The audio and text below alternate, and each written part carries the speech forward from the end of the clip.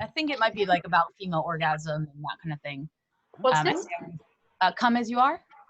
Oh yeah, like a bunch of people I know are all reading that. Like Zach's reading it. I think Mac just read it. Martin's maybe reading it. Yeah, who do I need to message to get into that group? Sian. SIAN. Yeah. Yeah. Okay. Yes, it's her group. You're right. Yeah. Yeah. Cool. I will. I just started another book. I'll start a fourth book. 4 books at once is fine. Oh yeah. That's the moderate amount of books, right? That's the amount of books you should have. Yeah, exactly. Yeah. How's everybody doing today? Good, I'm thank you. so full of foods. What kind of foods are you full of? We had the rest of the rhubarb crumble, Mm. and we had beetroot, cauliflower, and Swede pilau with coconut coriander chutney. That sounds It was amazing. amazing. Yeah. And some curried cabbage. Oh, that sounds so good. Hey, Come Ted. stay with us, Frankie, and we'll feed you. Maybe. Oh, wouldn't that be nice? Andrada, I Ted. loved your artwork. I loved your drawings. They were fabulous. Oh, on the Facebook. thank you. Lots of energy in there. I'm really enjoying having like a Storytime in-house artist. It's very cool. That is very cool. It's Martin. Oh, Martin! Hi, Martin. how are you doing? Pretty good. How are you, Sweet Pea? Doing pretty well. Excellent. These guys were just talking about Come As You Are. Not Is Nirvana. that not What a fantastic book. the other Come As You Are, It's which that I one, know, which I know Zach has just finished. Zach, weigh in, babe. Hi, what's the question? Come As You Are. Oh yeah, great book. You want more than There that? you go. Great book. Frankie gives you like the 10 minutes. Zach, single line. It's one of the only books, one of maybe of 2 that I can remember that I finished and immediately restarted. Yeah. Wow. How so? Were there like Inception moments, or was it just so good you wanted to read it again? Or? It's more like, you know how you watch through a movie that's leading to a big reveal, Yeah. and there are all sorts of hints along the way that you don't have context for? That's how I felt about Come As You Are, that there were all sorts of details that I didn't have the mental framework to integrate or remember until I'd read the whole thing. So then I had the tree, and I needed to go back and decorate it.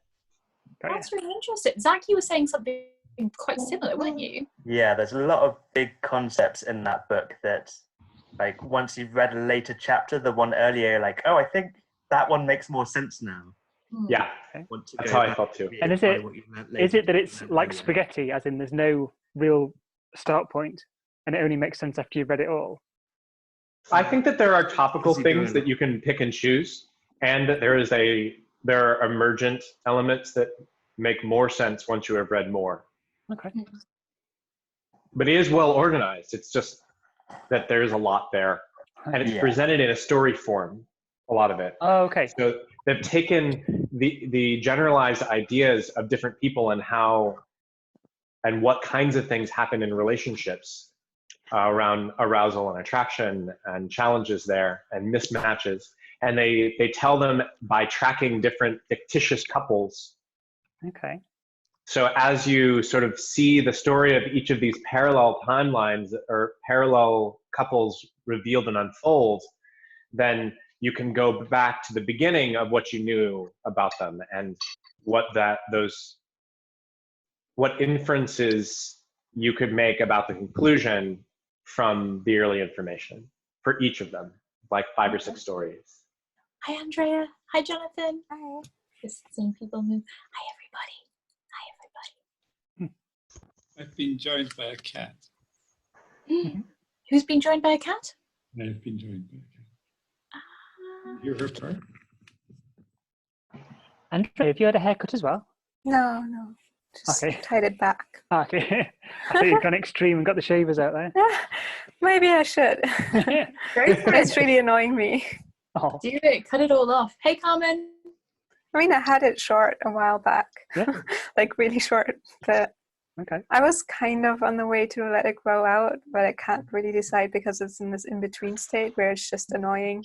Don't give up. Gosh, with it. That in-between stage won't be better next time. It'll just always be there. Play Yeah, through. yeah. Or alternatively, just buzz the whole thing off. Give up on long hair forever. That's my approach. Maybe. Hey, Lisa. She's still connecting. How about you, Frankie? What have you been up to today? What have I been up to today? I think it's been a nice day. Mhm. It's now gone. No, I did things. What did I do? Roasted tomatoes. I roasted. Thank you. Thanks, Zach. I just asked Zach what I did today. Your PA. Roasted a bunch of tomatoes, and I ate. Oh my god, my pizza! How could I have forgotten my pizza? How Yeah. could you, Frankie? Your pizza. How could I forget? How did you forget your pizza? I Did had you finish, Sheffield? such. That'd have been nice. I had such a good pizza. Yes. So good, you guys. It was so And porridge. Who made and it? porridge, yes. Porridge Did you make earlier, it? not like porridge with pizza. Zach Yes. really does your day better. Does know your day better than you There's do. lots of food photos. Literally just ask Zach what I did on any given day. I'm like, I don't know, like all You of can the ask me day. what you ate. I'll probably know the answer. You can What ask me what you ate. I'd probably know the answer. Okay, well, tomorrow I'll ask Zach instead. But it was very nice. I went to the shop and bought some things, maybe. Wow. Yeah. Pretty full-on hardcore kind of day. Sat in the sun and read my book a lot. Which book now? So I'm rereading The Hearing Trumpet by Leonora Carrington, which is fucking brilliant. It's fucking brilliant. And I was strongly thinking of doing that as the next storytime book after Matilda.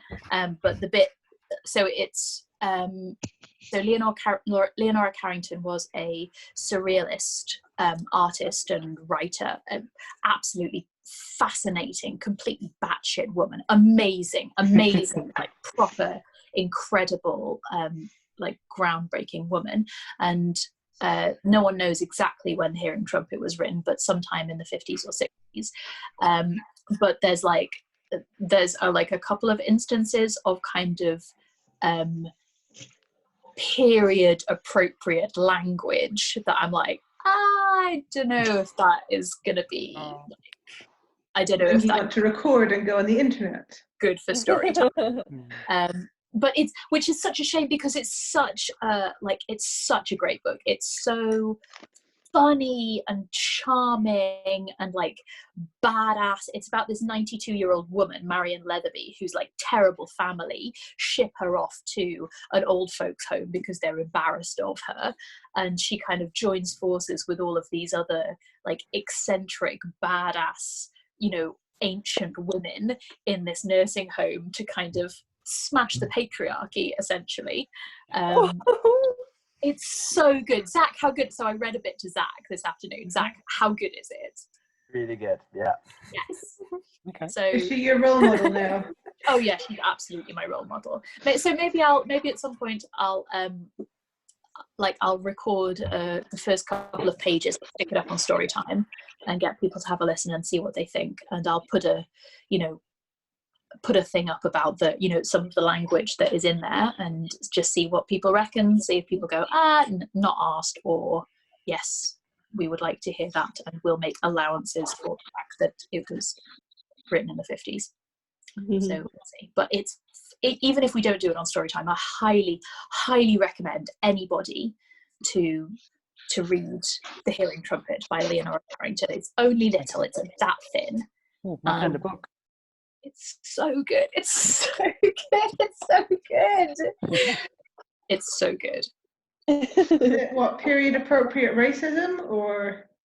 Not yeah, so there's a couple it's terminology rather than kind of ideology, if that makes sense. So it's not like she's not like being racist in terms of like being like expressing hateful points of view, but some of the kind of terminology that she uses is like Leonora. Would it be feasible to change those words to? That is what I was wondering. I thought maybe I might do a little bit of kind of like free adaptation and put a disclaimer at the top saying like, if you are Leonora Carrington's estate, I hope it is chill that I have made somewhat free with Leonora's work. But yeah, so maybe I'll do that. Maybe I'll just do a little bit of on the fly editing. But does anyone here know Leonora Carrington? Do you have any more family connections on the screen? You must do. I don't think the Carringtons are coming along to this. It might be along for Poetry Saturday maybe sometime. Okay, let's try again then. Right. Now, you charming people. Story time?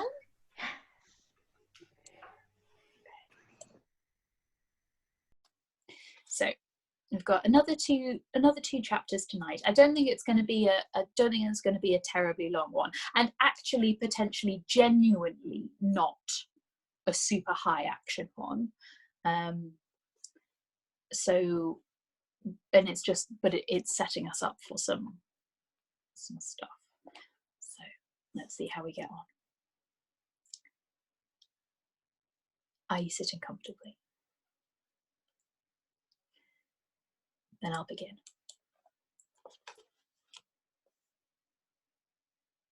Chapter 16. She didn't answer him. Marek stood with his hands clenched, waiting, his eyes fixed on her face. But she didn't answer. We stood, silent and oppressed, still breathing the smoke of the heart tree, the burning corpses of men and the wood's creatures. Finally, the falcon gathered himself and limped forward. He raised his hands toward her face, hesitating a moment, but she didn't flinch from him. He put his hands on her cheeks and turned her towards him.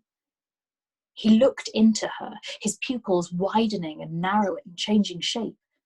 The colour of his irises went from green to yellow to black. Hoarsely, he said, "There's nothing. I can't find any corruption in her at all," and let his hands drop. But there was nothing else either. She didn't look at us, or if she did, that was even worse. Her wide, staring eyes didn't see our faces. Marek stood, still panting and heaving breaths, staring at her. "Mother," he said again, "Mother, it's Marek. I've come to take you home." Her face didn't change. The first horror had faded out of it. She was staring and empty now, hollowed out. "Once we're out of the wood," I said, but my voice died in my throat. I felt odd and sick. Did you ever get out of the wood if you'd been in it for 20 years? But Marek seized on the suggestion. "Which way?" he demanded, sliding his sword back into its sheath. I rubbed ash away with a sleeve over my face. I looked down at my blistered and cracked hands stained with blood. The hole from a part. "Loitalal," I whispered to my blood. "Take me home." I led them out of the wood as best I could. I didn't know what we'd do if we met another walker, much less another mantis. We were a far distance from that shining company that had ridden into the wood that morning. In my mind, I imagined us a gleaning party creeping through the forest on our way home before nightfall, trying not to startle so much as a bird. I picked our way carefully between the trees. We didn't have any hope of breaking a trail, so we had to keep to the deer tracks and the thinner brush. We crept out of the wood half an hour before nightfall. I stumbled out from under the trees, still following the glimmer of my spell. Home, home, over and over again in my head, sing-song. The glowing line ran curving towards the west and south, towards Dvernik. My feet kept carrying me after it, across the barren strip of raised dirt, and into a wall of tall grass that finally became thick enough to halt me. Above the top edge of the grass, when I slowly raised my head, forested slopes rose up like a wall in the distance, hazy brown with the setting sun thrown along them. The northern mountains. We'd come out not far from the mountain pass from Russia. That made a certain sense if the Queen and Prince Vasily had been fleeing towards Russia and had been caught and taken into the wood from there. But it meant we were miles and miles away from Zatochek. Prince Marek came out of the wood behind me with his head bent, his shoulders stooped as if he were dragging a heavy weight behind him. The 2 soldiers followed him raggedly. They'd pulled off their mail shirts and abandoned them somewhere along the way inside the wood, their sword belts too. He alone was still in armour, and his sword was still in his hand, but when he reached the grass he sank in on himself, to his knees, and stayed there without moving. The soldiers came up to him and fell to either side of him, flat on their faces, as though they'd only been pulled along in his wake. Kasia laid the dragon down on the ground next to me, trampling the grass flat with her feet to make room. He was limp and still, his eyes closed. His right side was scorched and blistered everywhere, red and deadly glistening, his clothes torn away and burned off his skin. I'd never seen burns so dreadful. The falcon sagged to the ground on the other side. He held one end of a chain that reached to the yoke on the Queen's neck. He tugged on it and she halted too, standing still and alone in the raised barren strip around the wood. Her face had the same inhuman stillness as Kasia's, only worse, because no one was looking out of her eyes. It was like being followed by a marionette. When we tugged the chain forward, she walked with a stiff, swinging puppet stride, as if she didn't entirely know how to use her arms and legs anymore, as if they wouldn't bend properly. Kasia said, "We have to get farther from the wood." None of us answered her or moved. It seemed to me she was speaking from very far away. She carefully gripped me by the shoulder and shook me. "Nyeshka," she said. I didn't answer. The sky was deepening to twilight, and the early spring mosquitoes were busy around us, whining in my ear. I couldn't even lift my hand to slap away a big one sitting right on my arm. She straightened up and looked at us all, irresolute. I don't think she wanted to leave us there in the condition we were in, but there wasn't much choice. Kasia bit her lip, then knelt in front of me and looked me in the face. "I'm going to Kamik," she said. "I think it's closer than Zatochek. I'll run all the way. Hold on, Nyeshka, I'll be back as soon as I can find anyone." I only stared at her. She hesitated, and then she reached into my skirt pocket and brought out Yaga's book. She pressed it into my hands. I closed my fingers around it, but I didn't move. She turned and plunged into the grass, hacking and pushing her way through, following the last light to the west. I sat in the grass like a field mouse, thinking of nothing. The sound of Kasia fighting her way through the tall grass faded away. I was tracing the stitches of Yaga's book, feeling the soft ridges in the leather, mindlessly, staring at it. The dragon lay inert beside me. His burns were getting worse, blisters rising translucent all over his skin. Slowly, I opened the book and turned pages. "Good for burns, better with morning cobwebs and a little milk," said the laconic page for one of her simpler remedies. I didn't have cobwebs or milk, but after a little sluggish thought, I put out my hand to one of the broken stems of grass around us and squeezed a few milky green drops out onto my finger. I rubbed them between my finger and thumb and hummed iruk, iruk up and down, like singing a child to sleep, and began to lightly touch the worst of his blisters one after another with my fingertip. Each one twitched and slowly began to shrink instead of swell, the angriest red fading. The working made me feel not better exactly, but cleaner, as though I were rinsing water over a wound. I kept singing on and on and on and on. "Stop making that noise," the falcon said finally, lifting his head on a hiss. I reached out and grabbed his wrist. "Groshner's spell for burns," I told him. It was one of the charms the dragon had tried to teach me when he'd still been insisting on thinking me a healer. The falcon was silent, and then hoarsely began, "Oidech virush," the start of the chant, and I went back to my humming, "Iruk, iruk," while I felt out his spell, fragile as a spoked wheel built out of stalks of hay instead of wood, and hooked my magic onto it. He broke off his chant. I managed to hold the working together long enough to prod him into starting again. It wasn't nearly the same as casting with the dragon. This was like trying to push in harness with an old and contrary mule that I didn't like very much, with savage, hard teeth waiting to bite me. I was trying to hold back from the falcon even while I drove on the spell. But once he picked up the thread, the working began to grow. The dragon's burns began fading quickly to new skin, except for a dreadful shiny scar twisting down the middle of his arm and side, where the worst of the blisters had been. The falcon's voice was strengthening beside me, and my head cleared too.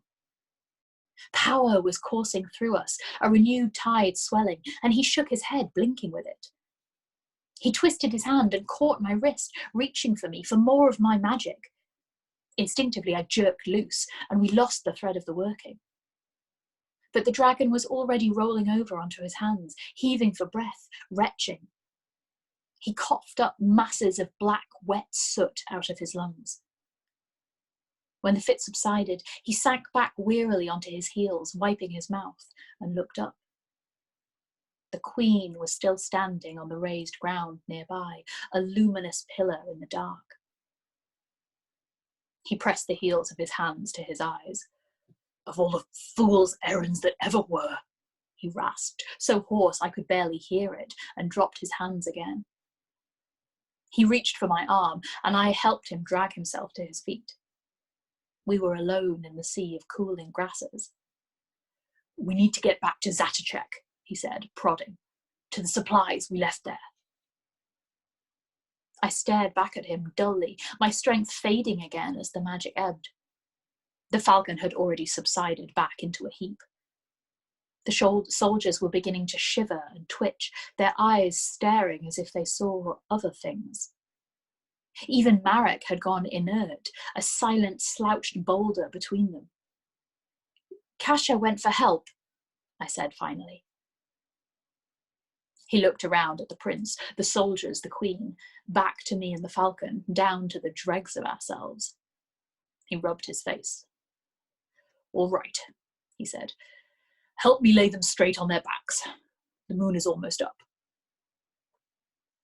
We wrestled Prince Marek and the soldiers flat in the grass, all three of them staring blindly at the sky. By the time we had wearily pushed the grass down around them, the moon was on their faces. The dragon put me between him and the falcon. We didn't have the strength for a full purging. The dragon and the falcon only chanted another few rounds of the shielding spell he'd used that morning, and I hummed my little cleansing spell, "Puhas, puhas, kai puhas." A little colour seemed to come back into their faces. Kasha came back not an hour later, driving a woodcutter's cart with a hard expression.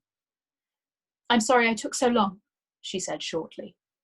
I didn't ask how she'd got the cart. I knew what someone would have thought, seeing her come from the direction of the wood, looking as she did. We tried to help her, but she had to do the work mostly alone. She lifted Prince Marek and the two soldiers onto the cart, then heaved the three of us up after them. We sat with our legs dangling out the back. Kasha went to the queen and stepped between her and the trees, breaking the line of her gaze. The queen looked at her with the same blankness. "You aren't in there anymore," Kasha said to the queen. "You're free. We're free." The Queen didn't answer her either. We were a week in Zatopek, all of us laid out on pallets in the barn on the edge of town. I don't remember any of it, from the moment I fell asleep in the car until I woke up 3 days later in the warm, quieting smell of hay, with Kasia at my bedside wiping my face with a damp cloth. The dreadful honey-sweet taste of the dragon's purging elixir coated my mouth. When I was strong enough to stagger up from my cot later that morning, he put me through another round of purging and then made me do another for him. "The Queen?" I asked him, as we sat on a bench outside afterwards, both of us rag limp. He jerked his chin forward, and I saw her. She was in the shade on the other side of the clearing, sitting quietly on a stump beneath a willow tree. She still wore the enchanted yoke, but someone had given her a white dress. There wasn't a stain or smudge anywhere on it. Even the hem was clean, as if she hadn't moved from the spot since she'd been put into it. Her beautiful face was blank as an unwritten book. "Well, she's free," the dragon said. "Was it worth the lives of 30 men?" He spoke savagely, and I hugged my arms around myself. I didn't want to think about that nightmarish battle, about the slaughter. "Those 2 soldiers?" I said, a whisper. "They'll live," he said, "and so will our fine princeling. More fortune than he deserves. The wood's grip on them was weak." He pushed himself up. "Come, I'm purging them by stages. It's time for another round."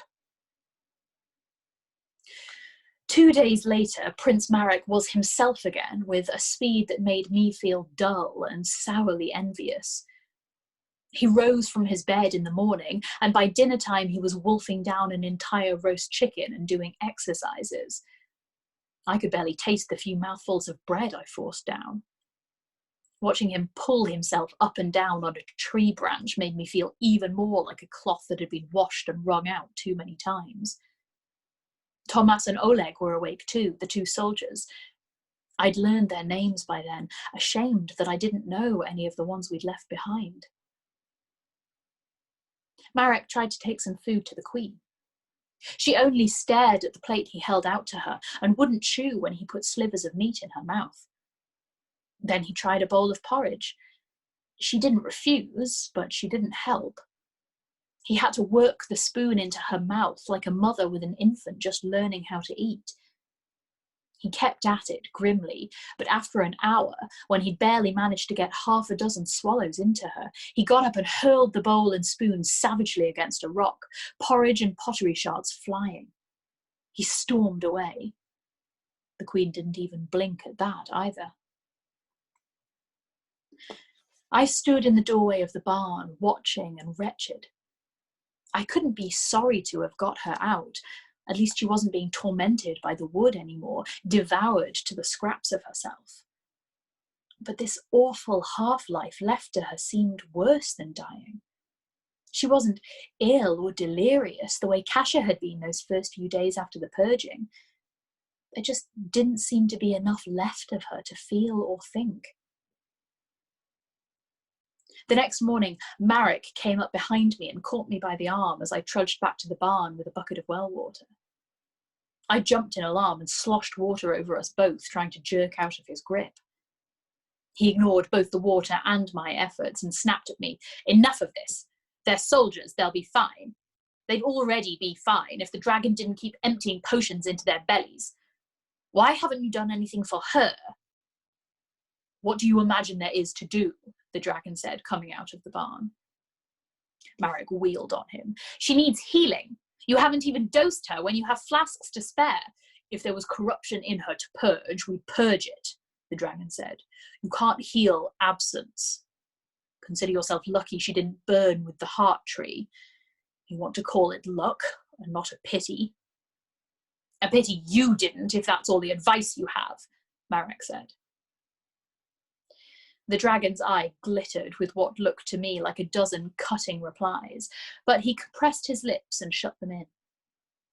Marek's teeth were moving against each other, and through his gripping hand I could feel strung-hard tension, a trembling like a spooked horse, though he'd been as steady as a rock in that terrible glade with death and danger all around him. The dragon said, "There's no corruption left in her. For the rest, only time and healing will help. We'll take her back to the tower as soon as I've finished purging your men, and it'll be safe for them to go among other people. I'll see what else can be done. Until then, sit with her and talk of familiar things." "Talk," Marek said. He shoved my arm out of his grip. More water sloshed out over my feet as he stalked away. The dragon took the bucket from me, and I followed him back into the barn. "Can we do anything for her?" I asked. "What is there to be done with a blank slate?" he said. "Give her some time and she may write something new on it. As for bringing back whatever she was," he shook his head. Marek sat by the queen the rest of the day. I had glimpses of his hard, downturned face a few times when I came out of the barn. But at least he seemed to accept that there wasn't going to be a sudden, miraculous cure. That evening, he got up and walked to Zatachek to speak to the village headman. The next day, when Tomas and Oleg could finally walk as far as the well and back on their own, he gripped them hard by the shoulders and said, "We'll light a fire for the others tomorrow morning in the village square." Men came from Zatachek to bring us horses. They were wary of us, and I couldn't blame them. The dragon had sent word we would come out of the wood, and he told them where to keep us and what signs of corruption to look for. But even so, I wouldn't have been surprised if they'd come with torches instead to burn us all inside the barn. Of course, if the wood had taken possession of us, we'd have done worse things than sit in a barn quietly exhausted for a week. Marek himself helped Tomas and Oleg up into their saddles before he lifted the queen up to her own, a steady brown mare some 10 years old. She sat stiff and inflexible. He had to put her feet one by one into the stirrups. He paused, looking up at her from the ground. The reins hung slack in her manacled hands where he'd given them to her. "Mother," he tried again. She didn't look at him. After a moment, his jaw hardened. He took a rope and made a leading rein for her horse, hooked it to his own saddle, and led her on. We rode behind him to the square and found a tall bonfire assembled and waiting, full of seasoned wood, and all the village in their holiday best standing on the far side. They held torches in their hands. I didn't know anyone from Zatachek well, but they came occasionally to our market days in spring. A handful of distantly familiar faces looked out at me from the crowd, like ghosts from another life through the faint grey haze of smoke, while I stood opposite them with a prince and wizards. Marek took a torch himself. He stood by the woodpile with his brand lifted into the air and named every man we had lost, one after another, and Janos at the last. He beckoned to Tomas and Oleg, and together the three of them stepped forward and thrust their torches into the heaped wood. And the heat was dreadful. The smoke came smarting into my eyes and barely healed throat. The dragon watched the fire catch with a hard face and then turned away. I know he didn't think much of the prince honouring the men he'd led to their deaths. But it loosened something in me to hear all their names. The bonfire kept burning a long time. The villagers brought out food and beer, whatever they had, and pressed it on us. I crept away into a corner with Kasia and drank too many cups of beer, washing misery and smoke and the taste of the purging elixir out of my mouth, until finally we leant against each other and wept softly. I had to hold on to her because she didn't dare grip me tight. The drink made me lighter and more dull at the same time, my head aching, and I snuffled into my sleeves. Across the square, Prince Marek was speaking to the village headman and a wide-eyed young carter. They were standing behind a handsome green wagon, fresh painted, with a team of 4 horses, their manes and tails clumsily braided in green ribbons also. The queen was already sitting in the wagon bed, cushioned on straw with a wool cloak draped over her shoulders. The golden chains of the enchanted yoke caught the sunlight and glittered against her shift. I blinked a few times at the sun dazzle, and by the time I began to make sense of what I was looking at, the dragon was already striding across the square, demanding, "What are you doing?" I climbed to my feet and went to them. Prince Marek turned even as I came. "Arranging for passage to take the queen home," he said pleasantly. "Don't be absurd. She needs healing, which she can get in the capital as easily as here," Prince Marek said. "I don't choose to let you lock my mother up in your tower until it pleases you to let her out again, dragon. Don't imagine that I've forgotten how unwillingly you came with us." "You seem ready to forget a great many other things," the dragon bit out, "such as your vows to raise the wood all the way to Rosyas if we succeeded." "I've forgotten nothing," Marek said. "I haven't the men to help you now. What better way to get you the men you need than by going back to the court to ask my father for them?" "The only thing you can do at court is parade around that hollow puppet and call yourself a hero," the dragon said. "Send for the men. We can't simply go now. Do you think the wood won't make answer for what we've done if we ride away and leave the valley defenseless?" Marek kept his fixed smile, but it trembled on his face, and his hand worked open and shut upon his sword hilt. The falcon smoothly inserted himself between them, laying a hand on Marek's arm, and said, "Your Highness, while Sarkhan's tone is objectionable, he isn't mistaken." For a moment I thought perhaps he understood now. Perhaps the falcon had felt enough of the malice of the wood for himself to realize the threat it made. I looked at the dragon with surprised hope, but his face was hardening, even before the falcon turned to him with a graceful inclination of the head. "I think Sarkhan will agree that despite his gifts, the willow exceeds him in the healing arts, and she will be able to aid the queen if anyone can. And it is his sworn duty to hold back the wood. He cannot leave the valley." "Very well," Prince Marek said at once, even though he was talking through his clenched teeth. A rehearsed answer. They had worked it out between them, I realized in dawning outrage. Then the falcon added, "And you in turn must realize, Sarkhan, that Prince Marek cannot possibly just let you keep Queen Hannah and your peasant girl here." He gestured to Kasha, standing beside me. "Of course, they must both go to the capital at once and face their trial for corruption." "A clever piece of maneuvering," the dragon said to me afterwards, "and an effective one. He's right. I don't have the right to abandon the valley without the king's leave, and by the law, strictly speaking, they must both stand trial." "But it doesn't have to be this instant," I said. I darted a look at the queen, sitting listless and silent in the wagon while the villagers piled too many supplies and blankets in around her, more than we would have needed if we'd been going to the capital and back again 3 times without a stop. "What if we just took her back to the tower now? Her and Kasha? Surely the king would understand," the dragon snorted. "The king's a reasonable man.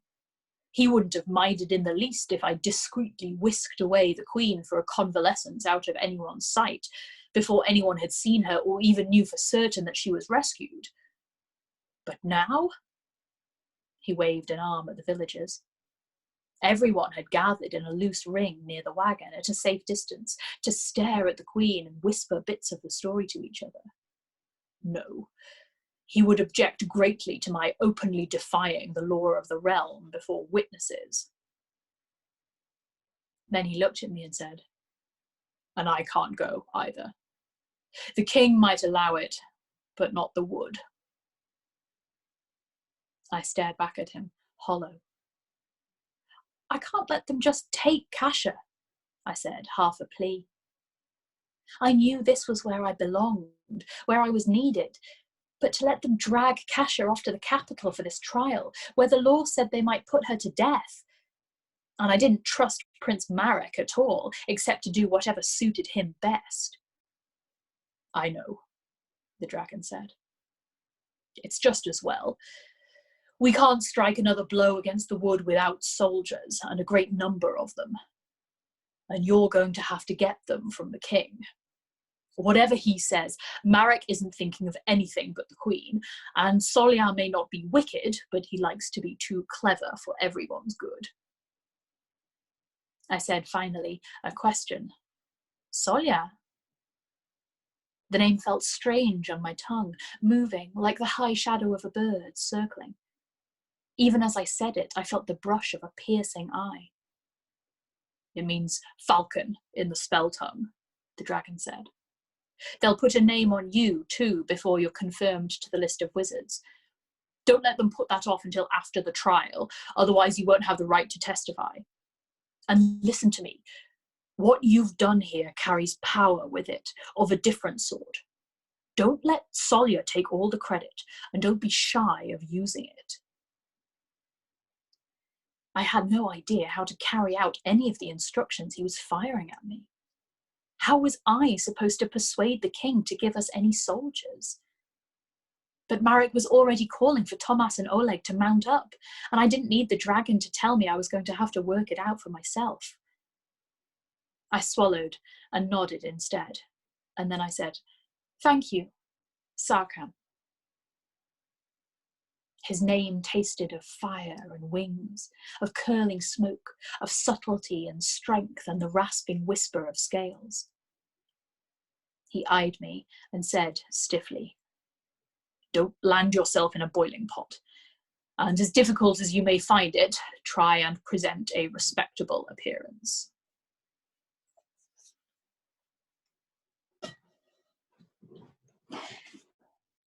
Chapter 17. I didn't do very well at following his advice. We were a week and a day riding to the capital, and my horse jerked her head the entire way. Step, step, step, and a sudden nervous thrust forward against the bit, pulling my reins and my arms forward until my neck and my shoulders were hard as stone. I always lagged to the back of our little caravan, and the big iron-bound wagon wheels kicked up a fine cloud of dust in front of me. My horse added regular sneezing pauses to her gait. Even before we passed Olshanka, I was coated in pale grey, sweat clumping the dust into thick brown lines under my fingernails. The dragon had written me a letter for the king in the last few minutes we'd had together. It was only a few lines hastily scribbled on cheap paper with thin ink borrowed from the villagers, telling him I was a witch and asking him for men. But he had folded it over and cut his thumb with a knife and wiped a little blood across the edge. And then he'd written his name through the smear. Sarkhan, in strong black letters that smoked at the edge. When I took it out of my skirt pocket and touched the letters with my fingers, the whisper of smoke and beating wings came near. It was a comfort and a frustration at the same time, as every day's miles took me farther from where I should have been, helping to hold back the wood. "Why are you insisting on taking Kasha?" I said to Marek, one last try as we camped the first night at the foot of the mountains, near the shallow eddy of a stream hurrying off to join the spindle. I could see the dragon's tower to the south, lit orange by the last of the sunset. "Take the queen if you insist on it, and let us go back. You've seen the wood, you've seen what it is. My father sent me here to deal with Sarkhan's corrupted village girl," he said. He was sluicing his head and neck down with water. "He's expecting her, or her head. Which would you prefer I took with me?" "But he'll understand about Kasha once he sees the queen," I said. Marek shook off the water and raised his head. The queen still sat blank and unmoving in the wagon, staring ahead as the night closed around her. Kasha was sitting next to her. They were both changed, both strange and straight and unwearied even by a full day of travel. They both shone like polished wood. But Kasha's head was turning back, looking towards Olshanka and the valley, and her mouth and her eyes were worried and alive. We looked at them together, and then Marek stood up. "The Queen's fate is hers," he said to me flatly, and walked away. I hit at the water in frustration. Then I cupped water and washed my face, rivulets black with dirt running away over my fingers. "How dreadful for you," the falcon said, popping up behind me without warning and making me come spluttering up out of my hands. "To be escorted to Kralia by the prince, acclaimed as a witch and a heroine. What misery!" I wiped my face on my skirt. "Why do you even want me there? There are other wizards at court. They can see the Queen isn't corrupted for themselves." Solya was shaking his head as if he pitied me. Silly village girl who didn't understand anything. "Do you really think it's so trivial? The law is absolute. The corrupted must die by the flame." "But the king will pardon her," I said. It came out a question. Solya looked thoughtfully over at the Queen, almost invisible now, a shadow amongst shadows, and didn't answer. He glanced back at me. "Sleep well, Agnieszka," he said. "We have a long road yet to go." He went to join Marek by the fire. After that, I didn't sleep well at all, that night or any of the others. Word raced ahead of us. When we passed through villages and towns, people stopped work to line the road and stare at us wide-eyed, but they didn't come near, and they held their children back against them. And on the last day, a crowd was waiting for us at the last crossroads before the king's great city. I had forgotten hours and days by then. My arms ached, my back ached, my legs ached. My head ached worst of all, some part of me tethered back to the valley, stretched out of recognizable shape and trying to make sense of myself when I was so far from anything I knew. Even the mountains, my constants, had disappeared. Of course, I'd known there were parts of the country with no mountains, but I'd imagined I would still see them somewhere in the distance, like the moon. But every time I looked behind me, they were smaller and smaller, until finally they disappeared with one final gasp over rolling hills. Wide, rich fields planted with grain seemed to go on forever in every direction, flat and unbroken. The whole shape of the world gone strange. There were no forests here. We climbed one last hill, and at the summit found ourselves overlooking the vast sprawl of Kralia, the capital. Yellow-walled houses with orange-brown roofs blooming like wildflowers around the banks of the wide, shining Vandalus, and in the midst of them, Zamek Orla, the red brick castle of the kings, rearing up on a high outcropping of stone. It was larger than any building I could have imagined. The dragon's tower was smaller than the smallest tower of the castle, and there seemed to be a dozen of them jutting up to the sky. The falcon looked around at me, I think to see how I took the view, but it was so large and strange that I didn't even gawk. I felt I was looking at a picture in a book, not something real. And I was so tired that I was nothing but my body. The steady, dull throb in my thighs, the tremor all along my arms, the thick grime of dust muffling my skin. A company of soldiers waited for us below at the crossroads, arrayed in ranks around a large platform that had been raised over the centre. Half a dozen priests and monks stood upon it, flanking a man in the most astonishing priest's robes I had ever seen, deep purple embroidered all over with gold. His face was long and severe, made longer by his tall, double-coned hat. Marek pulled up, looking down at them, and I had time to catch my plodding horse up to him and the falcon. "Well, my father's trotted out the old prosy," Marek said. "He'll put the relics on her. Is this going to cause difficulties?" "I wouldn't imagine so," the falcon said. "Our dear Archbishop can be a little tedious, I'll grant you, but his stiff neck is all to the good at the moment. He'd never permit anyone to substitute in a false relic, and the real ones won't show anything that's not there. Caught in indignation at their impiety, calling the Archbishop old prosy, I missed the chance to ask for an explanation. Why would anyone want to show corruption if it wasn't there? Marek was already spurring his horse onward. The Queen's wagon rattled down the hill behind him, and even though their faces were avid and bright with curiosity, the crowd of onlookers drew back from it like a wave washing back out from the shore, keeping well clear of the wheels. I saw many of them wearing cheap little charms against evil and crossing themselves as we passed. The Queen sat without looking to either side or fidgeting, only rocking back and forth with the wagon's roll. Kasia had drawn close to her side, darting a look back at me that I returned, equally wide-eyed.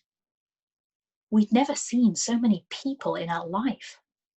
People were pressing in close enough around me to brush against my legs, despite the horse's big iron-shod hooves.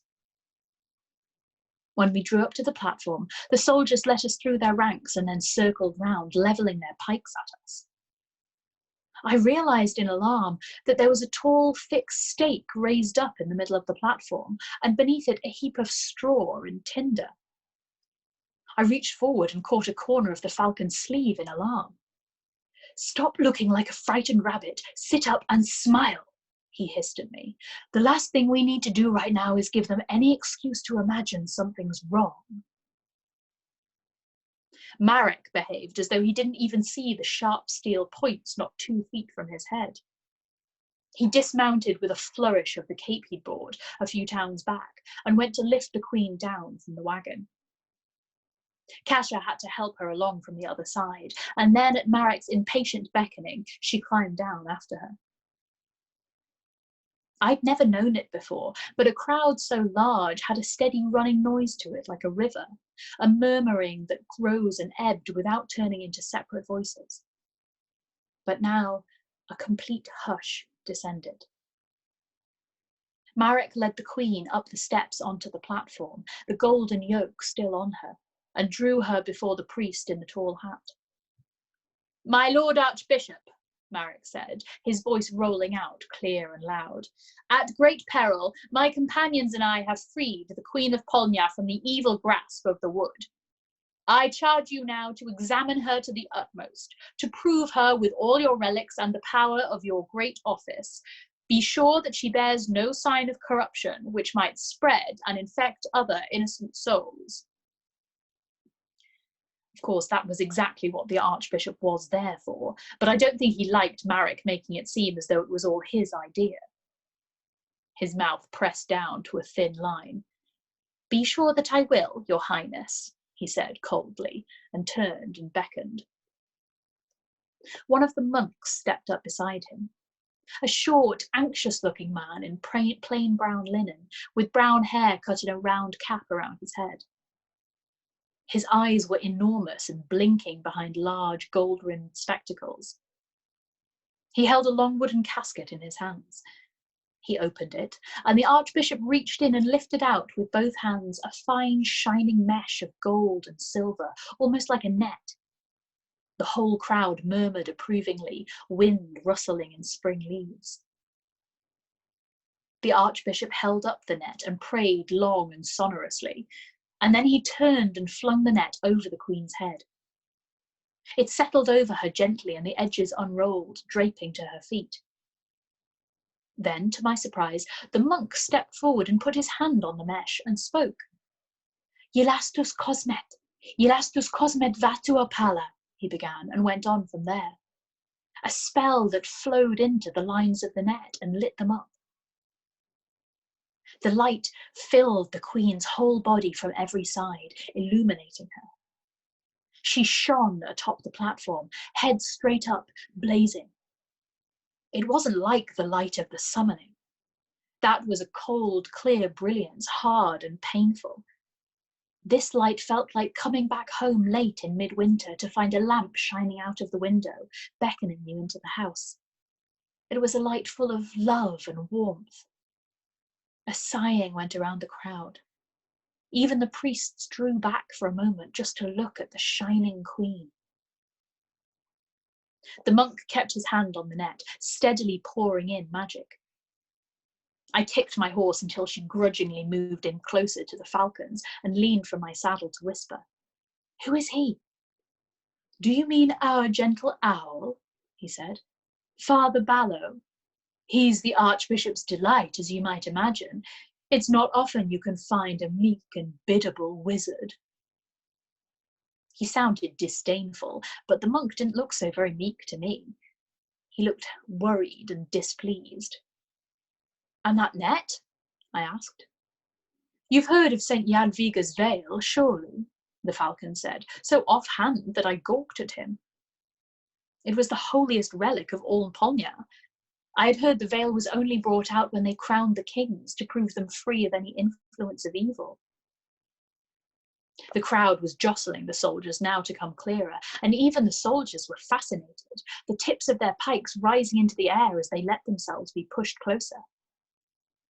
The priests were going over the queen inch by inch, bending down to squint at her toes, holding each arm out to inspect her fingers, staring at her hair. But we could all see her shining, full of light. There was no shadow in her. One after another, the priests stood up and shook their heads to the Archbishop. Even the severity in his face was softening, the wonder of the light in his face. When they had finished their examination, Father Ballo gently lifted the veil away. The priests brought other relics too, and now I recognized them. The plate of St. Casimir's armour still pierced with the tooth from the dragon of Kralia that he had slain. The arm bone of St. Ferran in a golden glass casket, blackened from fire. The golden cup St. Jashek had saved from the chapel. Marek lifted the queen's hands onto each, one after another, and the Archbishop prayed over her. They repeated each trial on Kasia, but the crowd wasn't interested in her. Everyone hushed to watch the queen, but they all talked noisily while the priests examined Kasia, more unruly than any crowd I'd ever seen, even though they were in the presence of so many holy relics and the Archbishop himself. "Little more to be expected from the Kralia mob," Solia told my half-shocked expression. There were even bun sellers going around the crowd hawking fresh rolls, and from atop my horse I could see a couple of enterprising men had set up a stand to sell beer just down the road. It was beginning to have the feeling of a holiday, of a festival. And finally the priests filled St. Jashek's golden cup with water, and Father Ballo murmured over it. A faint curl of smoke rose up from the wine, and it went clear. The queen drank it all when they put it to her lips, and she didn't fall down in a fit. She didn't change her expression at all, but that didn't matter. Someone in the crowd raised up a cup of sloshing beer and shouted, "God be praised, the queen is saved!" People all began to cheer madly and press in on us, all fear forgotten, so loudly I could barely hear the Archbishop giving his grudging permission for Marek to take the queen into the city. The crowd's ecstasy was almost worse than the soldiers' pikes had been. Marek had to shove people out of the way to get the wagon up next to the platform and lift the queen and Kasia back into it bodily. He abandoned his own horse and jumped into the cart and took the reins. He liberally lashed people away from the heads of the horses with a carter's whip to make room, and Solia and I had to bring our horses right up to the back of the wagon as the mob closed in again behind us. They stayed with us all the 5 miles left towards the city, running alongside us and after us, and when any fell off the pace, more came to swell the ranks. By the time we reached the bridge over the Vandalus, grown men and women had abandoned their day's work to follow, and by the time we reached the outer gates of the castle, we were barely moving through a wildly cheering crowd that pressed in on us from all sides, a living thing with 10,000 voices, all of them shouting with joy. The news had travelled already. The queen was saved. The queen was uncorrupted. Prince Marek had saved the queen at last. We were all living in a song. That was how it felt. I felt it myself, even with the Queen's golden head swaying back and forth with the rocking wagon and making no effort to resist the motion. Even knowing how small our real victory had been and how many men had died for it. There were children running beside my horse, laughing up at me, and probably not in any complimentary way, because I was one enormous smudge with tangled hair and a torn skirt. But I didn't mind. I looked down and laughed with them too, forgetting my stiff arms and my numb legs. Marek rose at our head with a nearly exalted expression. I suppose it must have felt to him too like his life had become a song. Right then, nobody was thinking about the men who hadn't come back. Oleg had the stump of his arm still bound up tightly, but he waved the other to the crowd with vigor and kissed his hand to every pretty girl in sight. Even when we had gone through the gates of the castle, the crowd didn't abate. The king's soldiers had come out of their barracks and the noblemen out of their houses, throwing flowers in our path, and the soldiers clashing their swords on their shields in a clamouring applause. Only the Queen paid no attention to it all.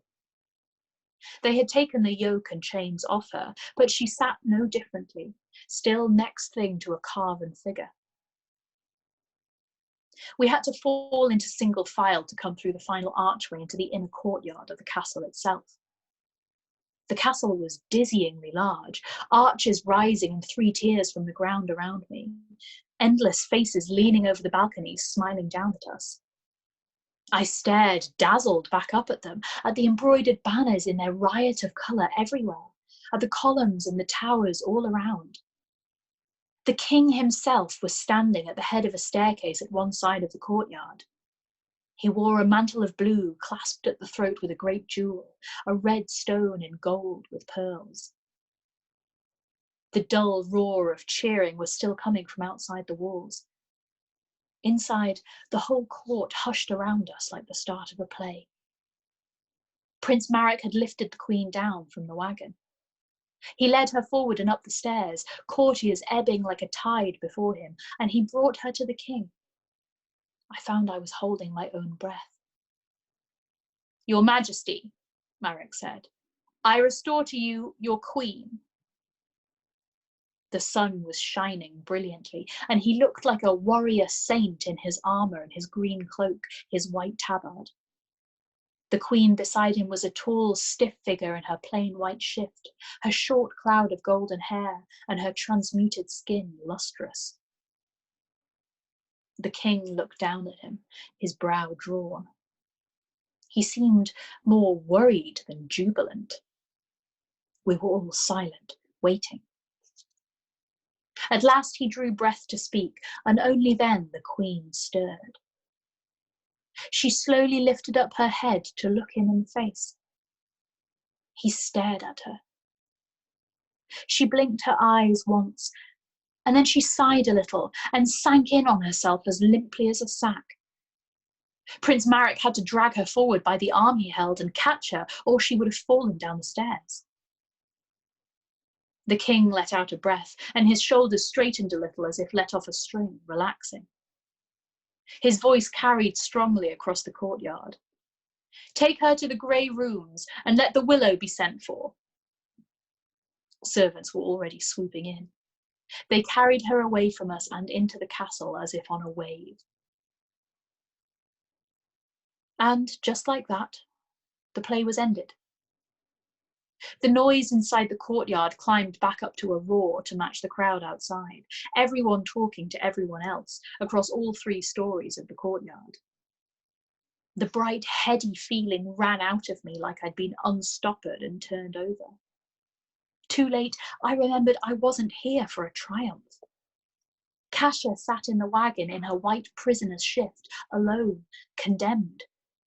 Sarkan was 100 leagues away, trying to hold the wood off from Zatachek without me, and I had no idea how I was going to fix either of those things. I shook my feet out of my stirrups, heaved my leg over and slithered to the ground inelegantly.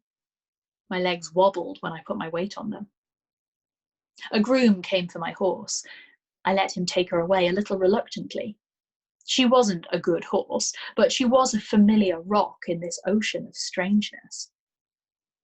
Prince Marek and the Falcon were going into the castle along with the king. I had already lost sight of Tomas and Oleg in the crowd, surrounded by others in uniform. Kasia was climbing out of the back of the wagon, a small company of guards waiting for her. I pushed through the tide of servants and courtiers and got between them and her. "What are you going to do with her?" I demanded, shrill with worry. I must have looked absurd to them in my dusty, ragged peasant clothes, like a sparrow piping at a pack of hunting tomcats. They couldn't see the magic in my belly, ready to come roaring out of me. But, however insignificant I looked, I was still part of the triumph, of the Queen's rescue, and anyway, they weren't inclined to cruelty. The chief guard, a man with the most enormous moustaches I had ever seen, the tips waxed into stiff curls, said to me kindly enough, "Are you her maid? Don't fret. We're to take her to the Queen herself with the grey tower, with the willow to look after them. Everything's to be done right and by the law." That wasn't much comfort. By the law, Kasia and the Queen should both have been put to death at once. But Kasia whispered, "It's all right, Nyeshka." It wasn't, but there wasn't anything else to do. The guards put her amongst them, 4 men before and 4 men after, and marched her away into the palace. I stared after them hollowly for a moment, and then I realized I'd never find her again in this enormous place if I didn't see where they took her. I jumped and darted after them. "Here now," a door guard said to me as I tried to follow them inside, but I told him, "Param, param," humming it like the song about the tiny fly that no one could catch, and he blinked, and I was past him. I trailed after the guards like a dangling thread, keeping my hum going to tell everyone I passed that I was too small to notice, nothing important. It wasn't hard. I felt as small and insignificant as could be imagined. The corridor went on and on. There were doors everywhere, heavy wood and hung with iron. Servants and courtiers bustled in and out of enormous rooms hung with tapestries, full of carven furniture and stone fireplaces bigger than my front door. Glittering lamps full of magic hung from the ceilings, and in the hallways, racks of tall white candles stood, burning without melting. Finally, the corridor ended in a small iron door, guarded again. The guards nodded to Kasia's escort and let them and ragtag me through into the narrow circling stairway, their eyes sliding over me. We climbed and climbed, my tired legs struggling to push me up each step, until at last we came crowding onto a small round landing. It was dim and smoky. There wasn't any window, and only an ordinary oil lamp stood set in a rough niche in the wall. It shone on the dull grey of another heavy iron door, a big round knocker upon it shaped like the head of a hungry imp, the knocker's ring held in its wide open mouth. A strange chill came off the iron, a cold wind lapping at my skin, even though I was pressed up against the wall in the corner behind the tall guards. The chief guard knocked and the door swung inwards. "We've brought the other girl, milady," he said. "All right," a woman's voice said, crisply. The guards parted to let Kasia through. A tall, slim woman stood in the doorway, yellow coiled braids and a golden headdress atop her head, wearing a blue silk gown delicately jewelled at the neck and waist, with a train sweeping the floor behind her, although her sleeves were practical, laced snug from the elbow to the wrist. She stood to one side and waved Kasia in past her with 2 impatient flicks of her long hand. I had a brief glimpse of a large room beyond, carpeted and comfortable, and the Queen sitting upright in a straight-back chair. She was looking blankly out a window down at the glitter of the Vandalus. "And what's this?" the lady said, turning to me. All the guards turned and stared, seeing me. I froze. I the chief guard stammered, going a little red in the face, with a darted look at the two men who'd been last in their party, a look that promised them trouble for not noticing me. I'm Agnieszka, I said. I came with Kasia and the Queen. The lady gave me one incredulous stare that saw every snagged thread and every mud spatter on my skirts, even the ones in back, and was astonished to find that I had the gall to speak. She looked at the guard. Is this one suspected of corruption as well? She demanded. No, milady, not as I know, he said. Then why are you bringing her to me? I've enough to do here. She turned back into the room, her trail swashing after her, and the door slammed shut. Another cold wave washed over me and back to the imp with its greedy mouth, licking away the last of my concealing spell. It devoured magic, I realised. That must have been why they brought corrupted prisoners here. How did you get in? The chief guard demanded suspiciously, all of them looming around me again. I would have liked to hide myself away again, but I couldn't with that hungry mouth waiting. I'm a witch, I said. They looked even more suspicious. I brought out the letter I still clutched in my skirt pocket. The paper was more than a little grubbier for wear, but the charred letters of the seal still smoked faintly. The dragon gave me a letter for the king.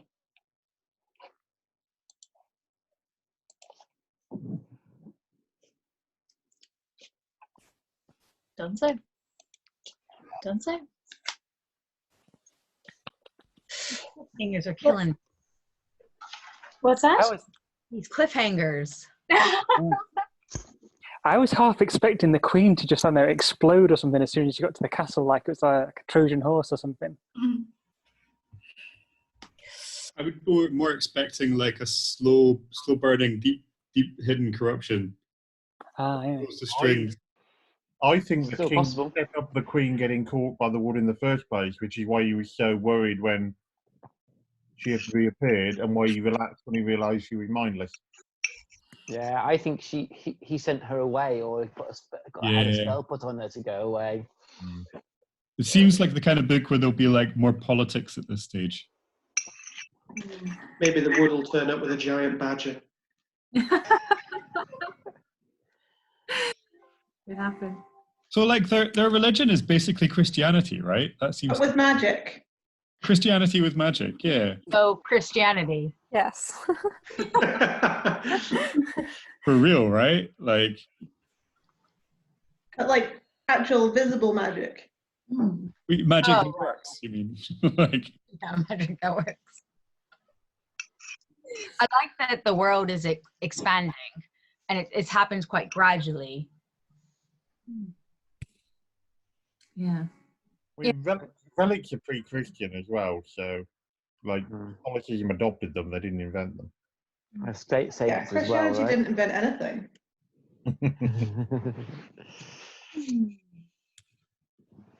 I think the Spanish Inquisition created quite a few things. They just weren't very good.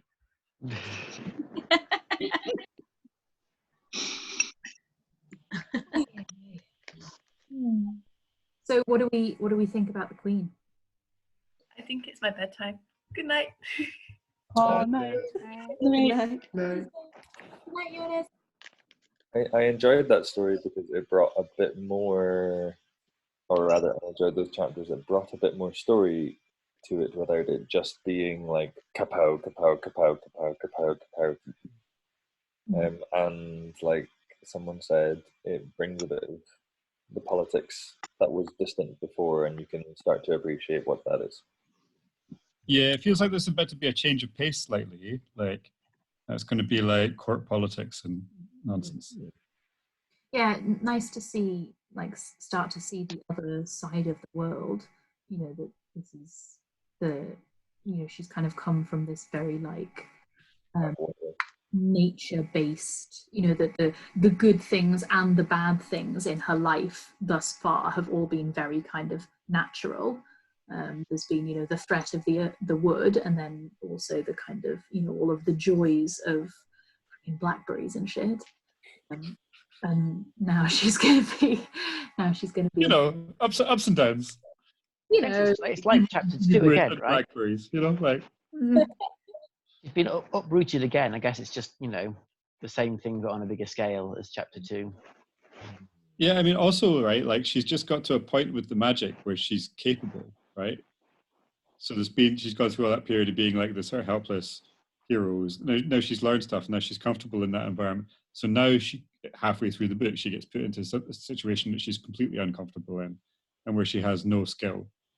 And so, like, it's like starting again that sort of arc of like. It reminds me oddly of the Hunger Games, like arriving in the capital with all this craziness around. And I've never read that. It's really good. I didn't read much at all, though, so it's good. Yeah, I think it was one of those books that you think, oh, I'll just read a little like teen novel. This will be light. And then I was like, just read it in a day because I couldn't put it down.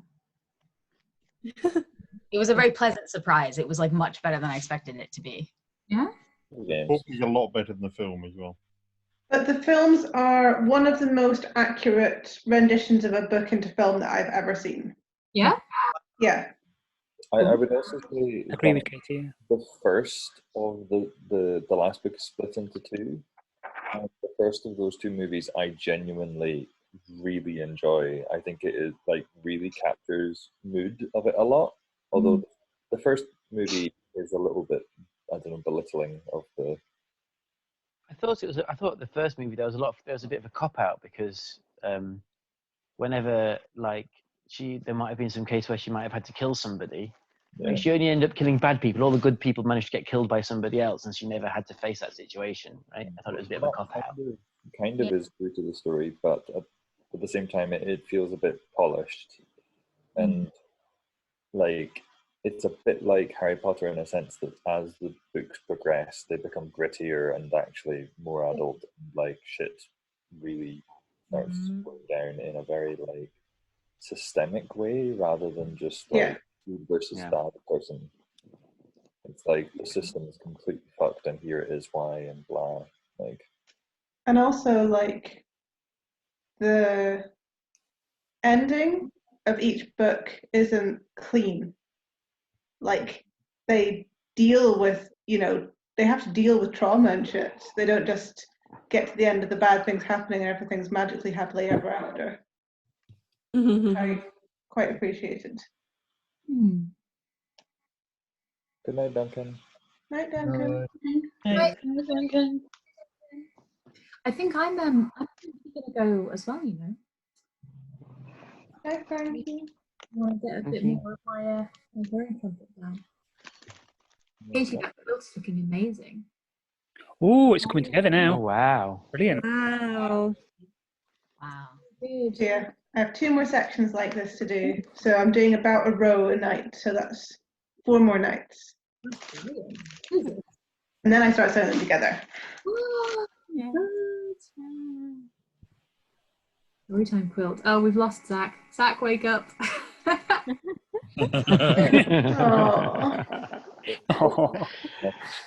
I guess he knows the story, so it's less gripping. Yeah.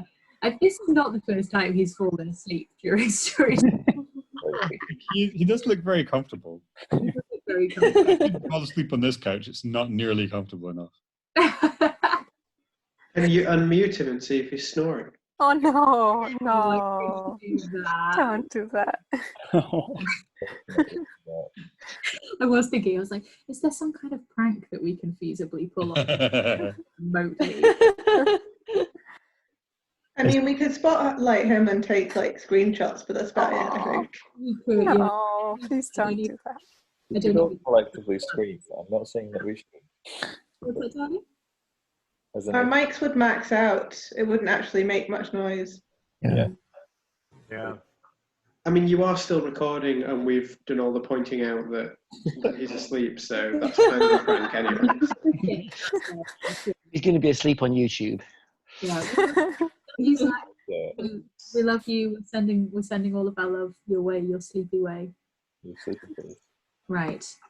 I am going to go, you beautiful people. Yeah, I think it is. Thank you again, Frankie. That was wonderful. Thank you, Thank Frankie. you. Thank you. Forward to Going to stop the door. Look forward to tomorrow. What did you say, Frankie? Sorry, missed that. I feel like we've got so little left. I feel like we started this